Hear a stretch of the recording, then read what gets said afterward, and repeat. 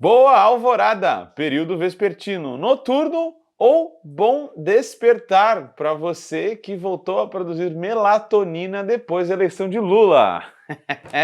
Pois é, vamos ter que mudar nossa introdução aqui, enquanto isso a gente vai ajustando a melhor frase, né? Já que vencemos o neofascismo, ao menos nas urnas.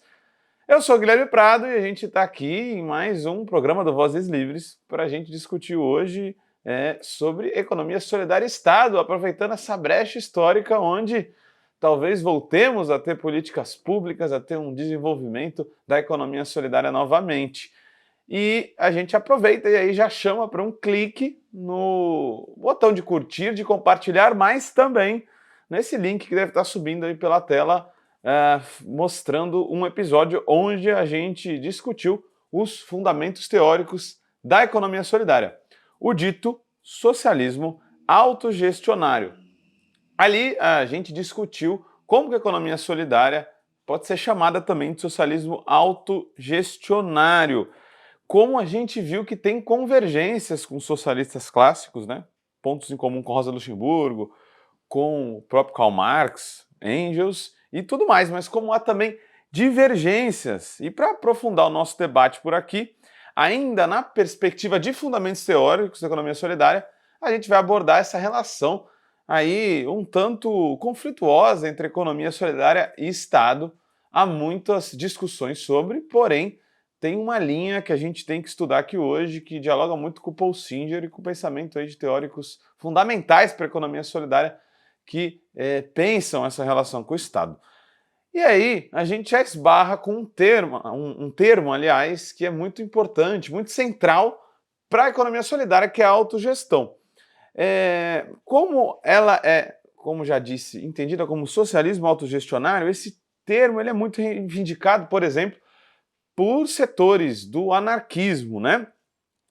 E tem divergências e convergências aqui com esse termo em específico. Como a gente sabe, os anarquistas, de um modo bem geral, a grosso modo aqui, tá? Não estou comprando briga com ninguém, até porque tenho uma simpatia muito grande pelos anarquistas que são profundamente utópicos no sentido de sempre estar melhorando as instituições da sociedade, inclusive para destruir o Estado, né?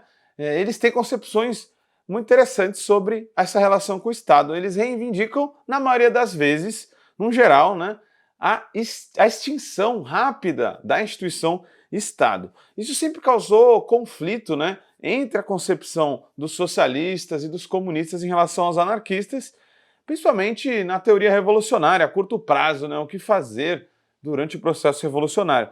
Na economia solidária, porém, a autogestão é entendida como fortalecimento também de um Estado fortemente redistributivo. Isso pode parecer divergente, né? Pode parecer nada a ver, né? Para alguém que tenha outra concepção disso que se chama autogestão. Mas sim, a economia solidária é ao mesmo tempo crítica da estatização de tudo, ou seja, o processo revolucionário, o socialismo, para a chegada de outro sistema possível, não é a estatização de todos os setores da sociedade, de todos os setores da economia, mas ela é, a economia solidária, ao mesmo tempo, defensora de que esse Estado, sim, redistribua os ganhos. Por exemplo, para que não haja cooperativas monopolistas, onde cooperativas muito ricas se mantenham muito ricas, enquanto outras cooperativas pobres se mantenham pobres. Então ali se perpetuaria uma desigualdade se não houvesse esse processo redistributivo.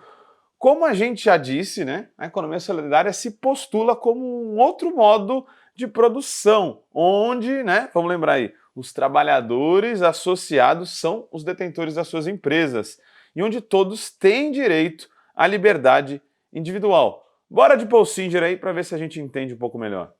A aplicação desses princípios une a todos os que produzem numa única classe de trabalhadores que são possuidores de capital por igual em cada cooperativa ou sociedade econômica. O resultado natural é a solidariedade e a igualdade, cuja reprodução, no entanto, exige mecanismos estatais de redistribuição solidária de renda. Esse aí foi um trecho do nosso grande cantor, Paul Singer, cantor da economia solidária, do livro Introdução à Economia Solidária. Então dá para ver que, como a gente tradicionalmente já percebe, a economia solidária é muito defensora da ideia de uma renda básica, né? Isso se dá, até vale um episódio mais profundo sobre isso. Isso se dá pela necessidade, claro, da redistribuição de patamares mínimos para que ninguém esteja abaixo de um nível mínimo aí de riqueza, né, digamos assim, e também porque isso permite liberar a força de trabalho para poder fazer coisas que ela poderia, que ela não poderia fazer se a mercantilização do trabalho fosse total, né? Então, ou seja, se você só tiver os seus braços para vender, não tiver uma renda básica, você vai ter que fazer qualquer trampo aí safado com o patrão te explorando.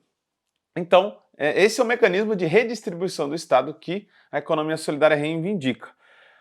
O anarquismo, pelo menos implicitamente, assume que a concentração de capital seria enfraquecida com mais força sem a presença do Estado, né? Isso está implícito aí nos escritos do pensamento anarquista.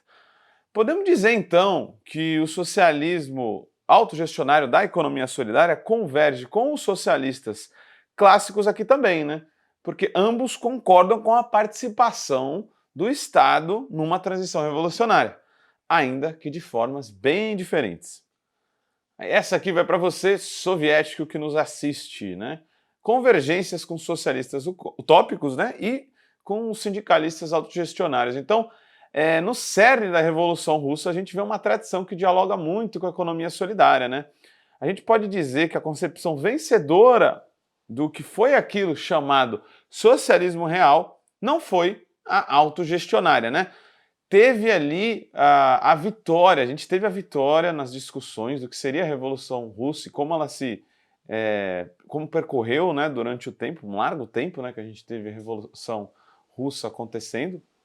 A concepção de centralização planejada foi hegemônica, né? Então, os princípios socialistas que muito dialogavam ali com o socialismo utópico, de não exatamente focar somente na questão econômica, mas de postular uma nova sociedade baseada em liberdade, democracia e igualdade, ela seria colocada em segundo plano para que uma predominância daquilo que Possinger diz, né, do desenvolvimento das forças produtivas desencadeado pelo capitalismo, fossem ali fortalecidas. Então, o próprio desenvolver daquilo que o capitalismo tirou as correntes, que seriam as forças produtivas, levaria ao socialismo. Então, vamos aí com mais um trecho, ainda, agora, aliás, em outro livro agora, né, muito interessante, em Economia Socialista também do Possinger.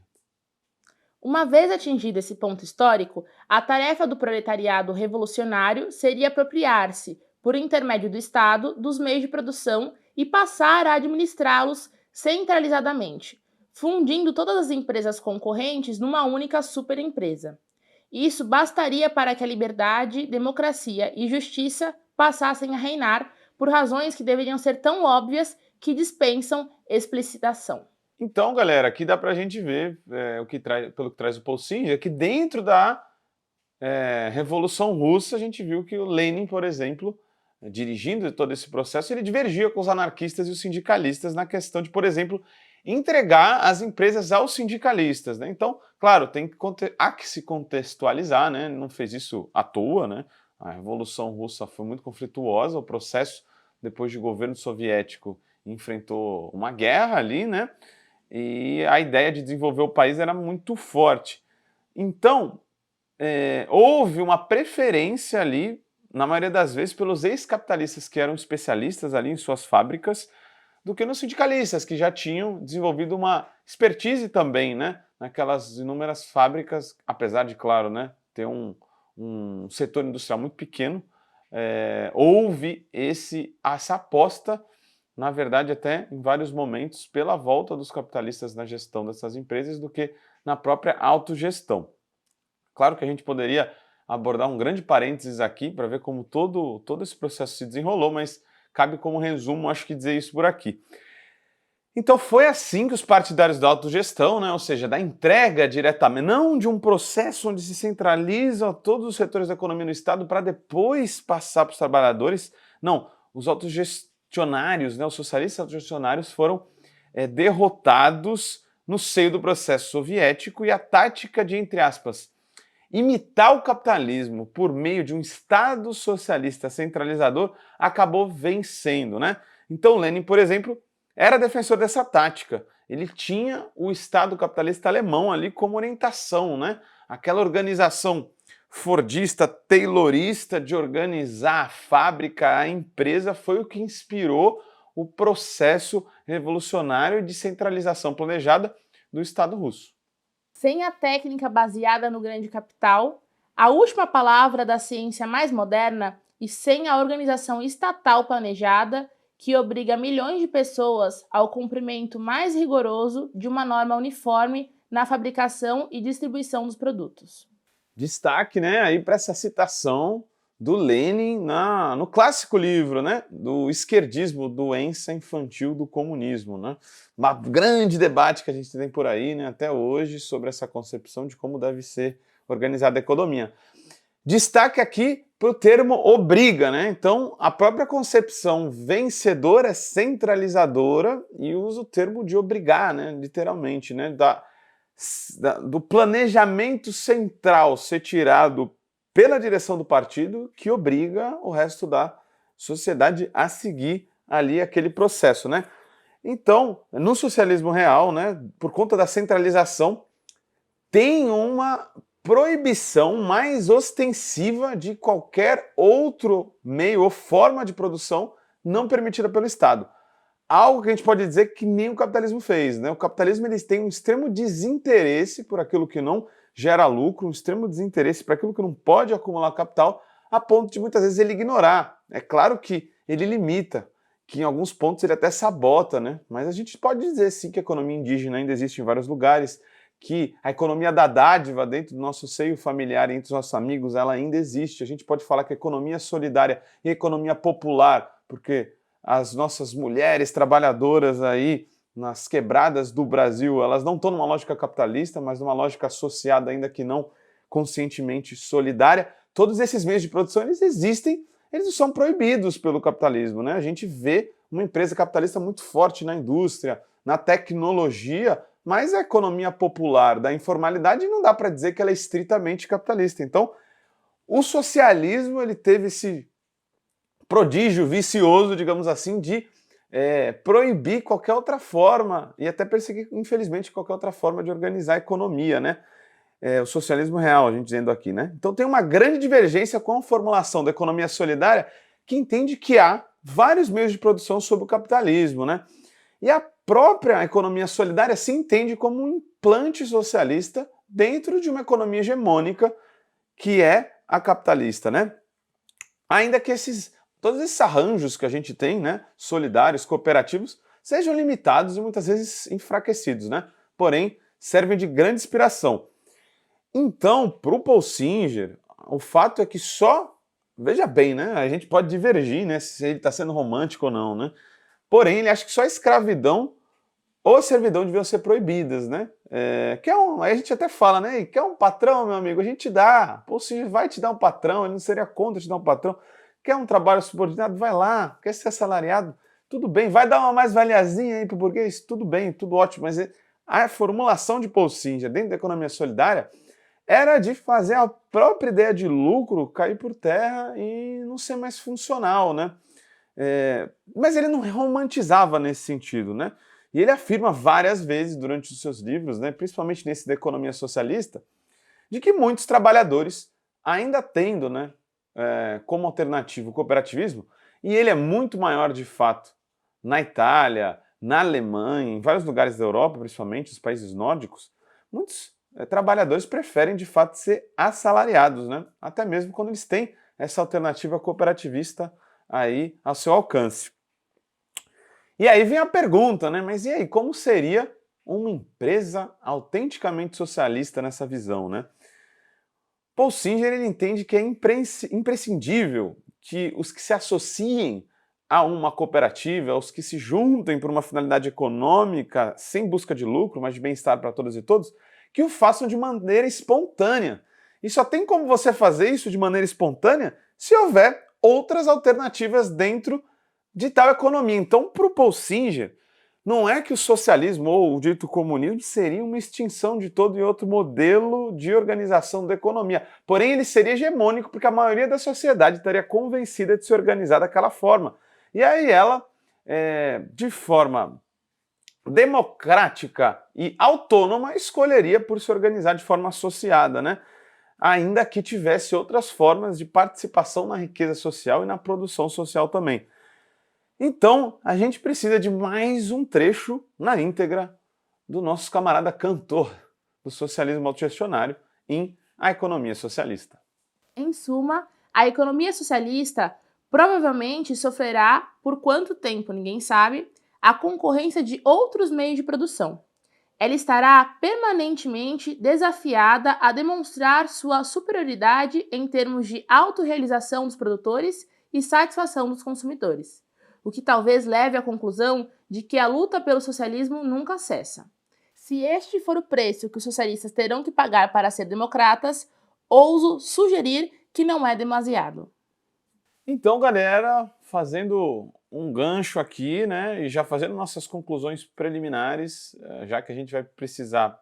Ia ficar muito grande esse episódio, né, a gente vai precisar fazer uma parte 2 para poder entender um pouco melhor essa relação com o Estado, mas uma conclusão preliminar é que a economia solidária, de fato, ela se postula, né, até quando fala da renda básica, de quando fala de um Estado fortemente redistributivo, ela se coloca a necessidade de disputar o Estado até para acelerar as transformações que possam fazer a economia solidária ser predominante, né? Então, eu acho que sim, né? E aí é uma crítica ao Paul Singer, eu acho que ele bota pouco peso nisso, né? Acho que isso deveria aparecer muito mais em suas formulações, porque também seria muito ingênuo da nossa parte achar que só pelo convencimento de uma expansão das cooperativas na base da sociedade, todo mundo ia se convencer, ia virar cooperativista, ia dar um beijo no amiguinho, ia falar, abandono minha pequena empresa e agora vou abrir uma cooperativa. Então, isso seria um pouco ingênuo da nossa parte. Porém, aqui a divergência com o anarquismo se dá justamente nisso, né? É de transformar, assim, o Estado para que uma transformação solidária seja possível de uma forma aí com mais escala e mais rapidez. Agora, né, vamos com convergências com o nosso querido marxismo, né? Pô, Guilherme, vencemos o Bolsonaro, as esquerdas sempre vencem quando não tem juiz ladrão nem golpe, estamos invictos desde 2002, me dê pontos em comum. Me dê pontos de convergência, né? Vamos lá então, né? Então, depois de tudo que a gente assistiu nesses dois vídeos, no Horizonte de Marx, a gente também tem um socialismo autogestionário ali, de forma implícita talvez, ou indireta sendo citado, né?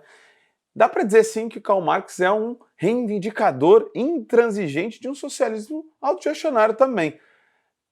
A gente vai dar uma olhada nessa passagem dele, de Marx, agora no Capital 3, enquanto eu dou um eco-salve aqui para vocês e convido vocês para o próximo episódio para curtir, para compartilhar esse episódio. E aí, fiquem, é claro, com o som de Levante com a Internacional Comunista, com essa linda passagem autogestionária de Karl Marx.